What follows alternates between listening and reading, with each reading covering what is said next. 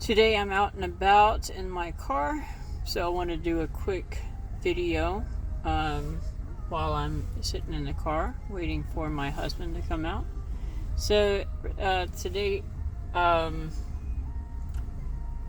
was thinking we could start going back to some of the previous videos. We did an overview of both the Eightfold Path and the 5 precepts. So today I wanted to go back to the 5 precepts, since that is like the beach on the ocean that leads you into the ocean, and the Eightfold Path is the actual ocean itself. So the actual initializing, what do I do to get started? And I'm just going to do a video for each precept, so that way we can keep these videos as short as possible. So let's do the precept of nonviolence, let's call it, because it says that I'm going to take it upon myself to not take any lives or to kill anyone. And like I've mentioned before, this precept of nonviolence or not killing is much deeper when you really get into it, because we don't only not kill other people, we also don't want to kill other living forms, like especially animals.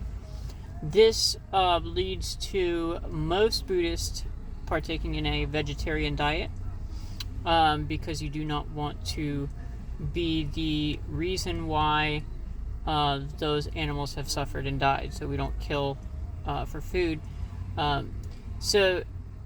So there is a much deeper understanding of not killing, not just not killing people, but not killing animals as well.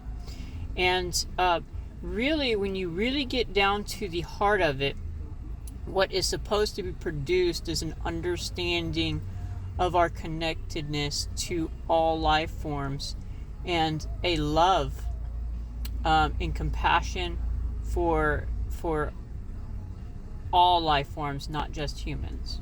So we try to love and to not judge others.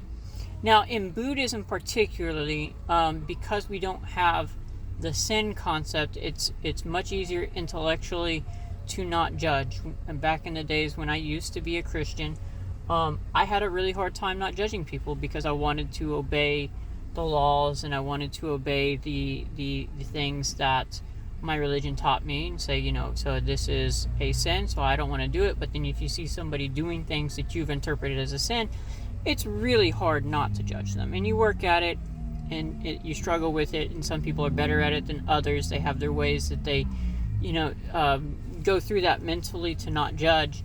And like I said, some people are better at it than others.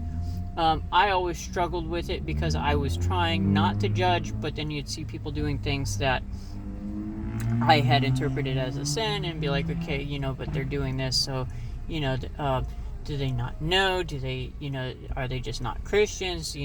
Things like that.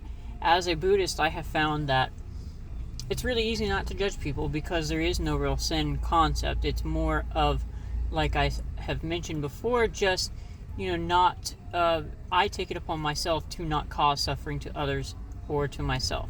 So it makes it much easier for me, if I see somebody doing something that's not Buddhist. I have no reason to try to convert them to Buddhism. I have no reason to assume the worst of them. Everybody has their own struggles, and everybody has been raised differently. So not judging for me in Buddhism has been a lot easier than it was in Christianity. So